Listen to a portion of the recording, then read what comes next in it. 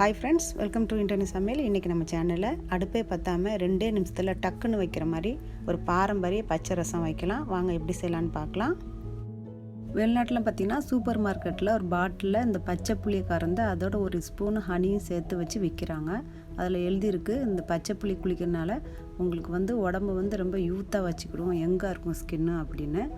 ஒரு பாட்டில் பார்த்தீங்கன்னா $2 $3 விற்கிறாங்க. நம்ம வீட்டிலே இந்த மாதிரி நம்ம செஞ்சு சாப்பிடலாம், உடம்புக்கு ரொம்பவே நல்லது. இந்த ரசம் 5 பேருக்காக வைக்க போகிறேன். நான் பெரிய நெல்லிக்காய் சைஸுக்கு நான் புளி எடுத்துக்கிறேன். இப்போ தேவையான அளவுக்கு தண்ணி ஊற்றி புளியை நல்லா கரைச்சி எடுத்துக்கலாம். இப்போ புளியெல்லாம் நான் கரைச்சி எடுத்துட்டேன். ஒரு அரிப்பு வச்சு ஃபில்டர் பண்ணி எடுத்துக்கலாம். இந்த மாதிரி அரிப்பு வச்சு இருத்து எடுத்துக்கோங்க. அதனால் புளி தண்ணி நீட்டாக இருக்கும், தும்பு எதுவும் உள்ளக்கு இருக்காது.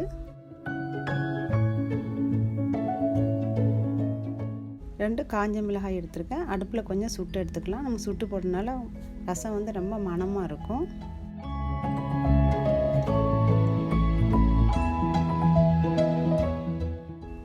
ஒரு 4-5 சின்ன வெங்காயம் எடுத்துருக்கேன். இந்த சின்ன வெங்காயம் தோலெல்லாம் நீக்கிட்டு குட்டி குட்டியாக கட் பண்ணி புளி தண்ணியில் சேர்த்துக்கலாம்.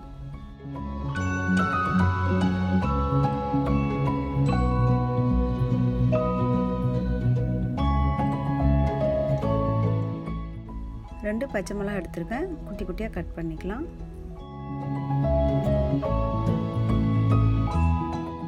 நம்ம காஞ்ச மிளகாய் சுட்டு வச்சுருந்தா அதே மாதிரி குட்டி குட்டியாக கட் பண்ணி போட்டுக்கலாம்.